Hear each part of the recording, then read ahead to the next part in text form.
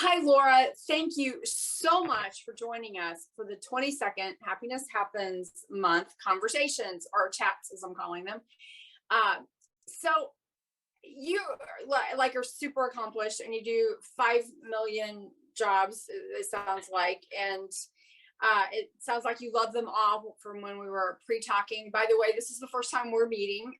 We're both authors with HCI, so we were connected that way. So I was told that you are very creative. And when I look at just managing your schedule, that has to be creative all in of itself with all the jobs you do. And you're also a famous YouTuber. So you do a lot of videos, you do a lot of things like that are in that creative genre. And FYI for the people watching, apparently this is her husband's office, who is a musician. She said she does not sing. So anyway, we'd love for you to share a story about being creative and how that contributes to your happiness. Yeah, so I guess when I think of creativity, I think of just projects. So I love, you mentioned I do YouTube videos. I love video editing. I love piecing together B-roll and just telling a really interesting story through video. So that is my zen. You know, sometimes people think editing can be such a stressful thing, but I sit at my computer and it just, I don't know, it brings me happiness. And I also love doing projects around the house. I'm very handy. So if something's broken, I'm the one to fix it. And I love that sort of problem solving aspect of it, which is very creative, I would think. Well, I think of creativity too in that broader term, probably because I have no actual artistic talent on any front, and that includes the karaoke. We were doing it for my birthday, for singing, to I was actually, if you can imagine, I was actually a bass drummer in the band when I was in junior high, and I can't keep a beat. So that was not my forte.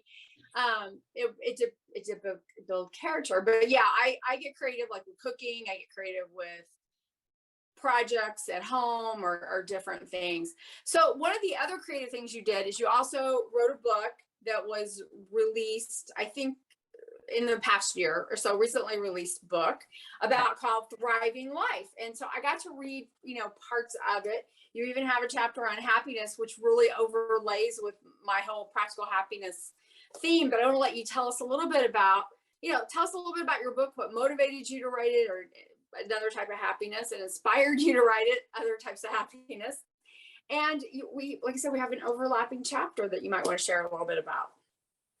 Yeah, so I came to write my book because, I grew up with a lot of hardship and struggles that I had to overcome, just like I think the majority of people out there have had to do, where they've had adversity thrown at them and they've had to overcome. And it's so hard. Sometimes you let it defeat you, which I have done in points of my life.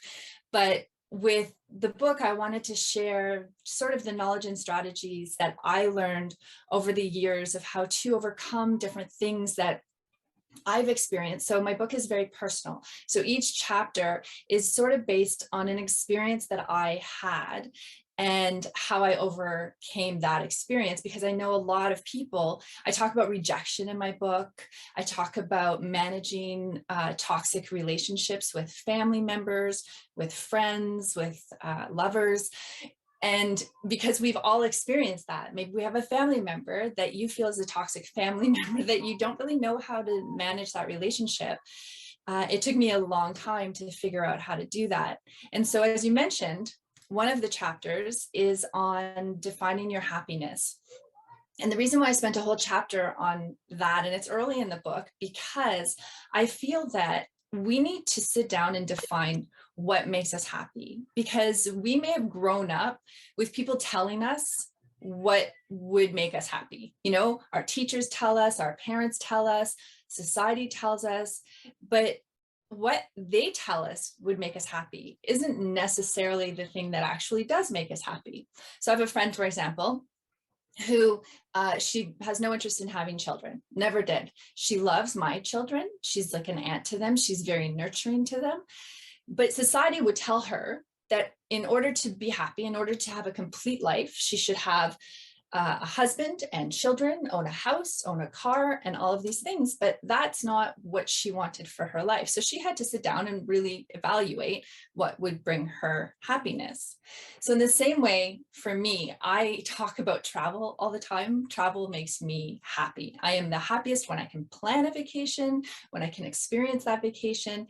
So a lot of my money goes to travel. So I shop at secondhand clothing stores. I don't go to super expensive restaurants because those are things that don't bring me happiness. So until you can sit down and define what makes you happy, you may never reach a level of happiness that you want.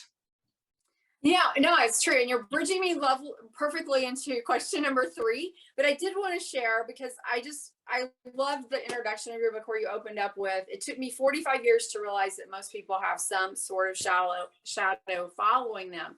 Because I also think one of the misconceptions about happiness, overall happiness, is that happy people also aren't experiencing what I kind of call happiness zappers, with those things that, can just kind of peel away at our happiness. Some of that's just day-to-day life.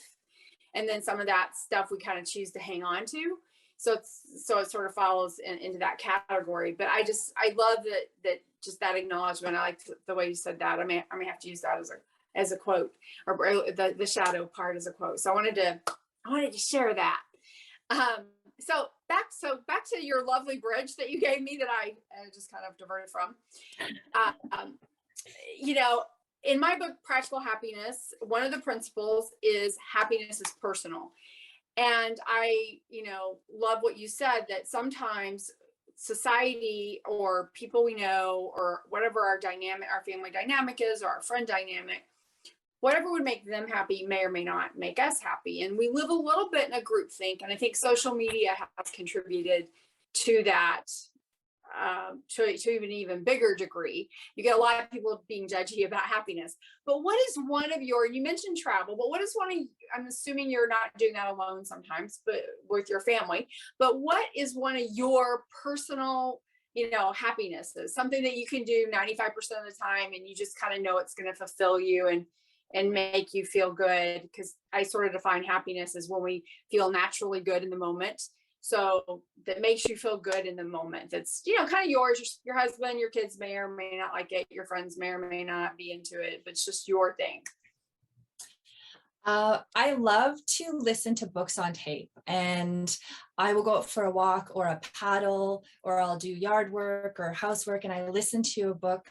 And I don't really listen to music, which is hilarious because I'm married to a musician, but I'm not really that into music. And I find that even just taking time to escape into a book is my happy place. And it's something I can do by myself. And I think it's really important for you to find something to do for yourself that makes you happy. And the self-care, right? I talk about self-care in my book as well, and the importance of that.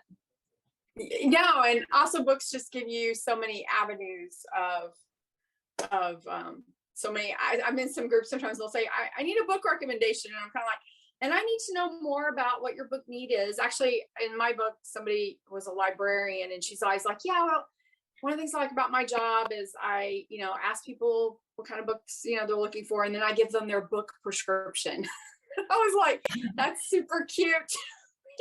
Well, she's like, well, people need different books for different reasons. Exactly. And that's what I love about books. So yeah, I love to be in a bookstore or a library, and just you can just absorb it. So you're after my own heart there. So thank you so much for spending part of Happiness Happens Month with us, and thank you for celebrating with us. And I hope you're having a fabulous, creative day where you get to read a book. Thank you.